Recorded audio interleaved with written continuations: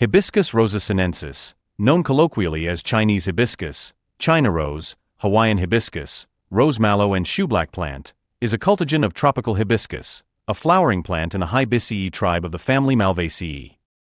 It is an artificial hybrid created in cultivation in pre-European times by Polynesians in the West Pacific from the species Hibiscus cooperi and H. kaute. It is widely cultivated as an ornamental plant in the tropics and subtropics. Are you excited to see your hibiscus plant multiplying endlessly by tissue culture? Follow these steps to transform a small cutting into a vibrant plant. First, take your nodal cuttings of Hibiscus rosa-sinensis, making sure they're free of any leaves. Next, we need to sterilize them. Prepare a solution of 1.5% sodium hypochlorite and 0.03% tween 20. Immerse the cuttings in this solution for 20 minutes. Rinse them thoroughly 3 times with sterile distilled water. Now, place 5 of these 15 mm nodal cuttings into clear plastic containers containing 20 to 30 milliliters of growth media. Just it. Once your cuttings are nestled in, it's time to nurture them. Place the containers in a growth room set at 24 degrees Celsius. Ensure they receive a 16-hour light and 8-hour dark cycle under cool white fluorescent tubes, and there you have it. With a bit of patience and care, your hibiscus cuttings will flourish into beautiful plants. What I wish I knew before starting my hibiscus garden. How to make the perfect shooting media preparation. Let's get started. First, grab your MS media powder. Add 4.4 grams into 800 milliliters of distilled water. Next, toss in 30 grams of sucrose. Then add 3 grams of agar and 2.5 milligrams of BAP. Give it a good mix using either a glass rod stirrer or a magnetic stirrer. Now, top up your solution up to 1000 milliliters with more distilled water. Time to adjust the pH. Aim for a pH of 6.3 using NaOH. Finally, it's autoclaving time.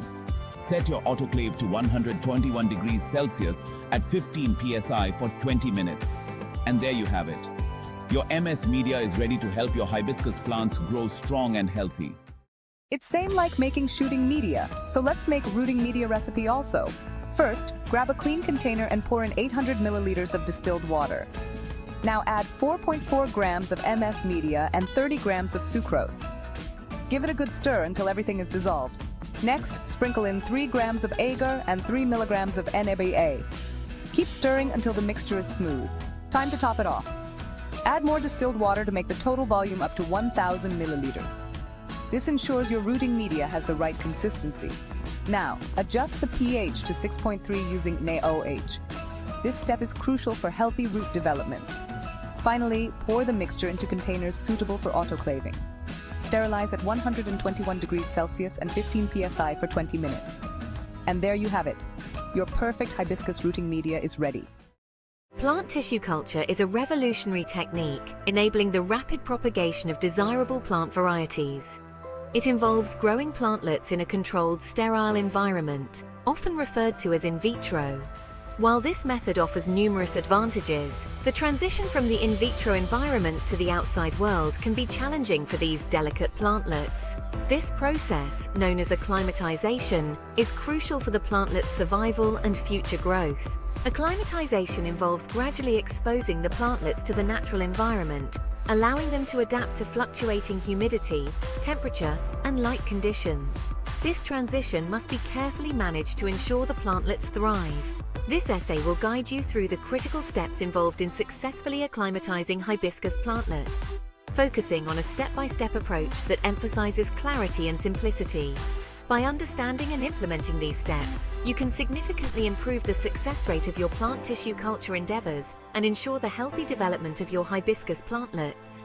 Each stage of this process plays a vital role in preparing the plantlets for the challenges of growing in a natural environment. Before we proceed into the acclimatization process, it is important to understand the environment in which the plantlets are initially grown. In vitro rooting is the first step in this journey.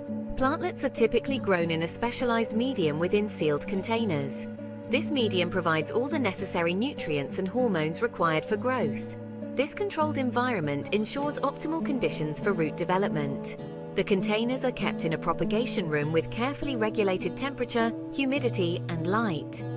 The high humidity levels in this controlled environment prevent the plantlets from drying out, a critical factor as they develop a robust root system. The propagation room is the heart of the in vitro rooting process. It is designed to provide the ideal environment for the delicate plantlets to develop strong roots before they are exposed to the outside world. Temperature, humidity, and light are meticulously controlled to mimic the optimal growing conditions for the specific plant species. The propagation room is typically maintained at a constant temperature of 20 degrees Celsius, both day and night. This consistent temperature provides stability and prevents temperature fluctuations that could stress the young plantlets. Humidity is kept exceptionally high, around 96%, to minimize water loss from the plantlets' leaves. Lighting is another crucial aspect of the propagation room. High-pressure sodium lamps are commonly used to provide a consistent and intense light source. The lamps are set on a timer to provide 16 hours of light followed by 8 hours of darkness, simulating a natural day-night cycle. Section 4. Preparing the peat a sterile foundation. Once the plantlets have developed a healthy root system in the controlled environment of the propagation room, they are ready for the next stage, transplanting into individual pots. Peat, a naturally occurring fibrous material, is commonly used as a growing medium for acclimatizing plantlets. Before being used, the peat must undergo a sterilization process to eliminate any potential pathogens that could harm the young plants. This is typically achieved by autoclaving the peat at a high temperature and pressure. The peat is placed in an autoclave and subjected to a temperature of 121 degrees Celsius or 249.8 degrees Fahrenheit and a pressure of 15 pounds per square inch for a duration of 20 minutes. This intense heat and pressure effectively kill off any fungi, bacteria, or other microorganisms present in the peat. Sterilizing the peat ensures that the plantlets are transferred to a clean and disease-free environment, reducing the risk of infections that could jeopardize their survival during this vulnerable stage. Section 5. Transplanting to pots. The gradual transition. After approximately 15 days in the propagation room, the plantlets, now with well-developed roots, are ready to be transplanted from the in vitro environment to individual pots. This transition marks a significant step in the acclimatization process, as the plantlets are gradually exposed to a less controlled environment. Carefully remove the plantlets from their sterile containers, handling them gently to avoid damage to the delicate roots. The sterilized peat is lightly moistened to provide adequate moisture for the plantlets. Each plantlet is then carefully placed in a small plastic pot filled with the prepared peat.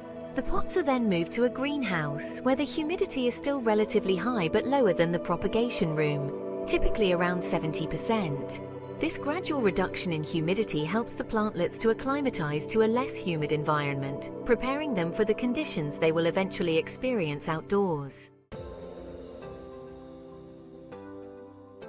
Section 6. Greenhouse care nurturing growth. The greenhouse provides a controlled environment that acts as a stepping stone between the propagation room and the open field. While the greenhouse offers some protection from the elements, it also exposes the plantlets to more natural fluctuations in temperature and humidity. This exposure is crucial for their continued acclimatization and overall development. Inside the greenhouse, the temperature is maintained at 22 degrees Celsius during the day and 20 degrees at night. This slight drop in temperature at night is beneficial for the plantlet's growth and hardiness. The humidity is maintained at around 70%, significantly lower than the propagation room but still higher than typical outdoor conditions. To support their growth, the plantlets are irrigated daily with a standard fertilizer solution. This provides them with the essential nutrients needed for healthy development.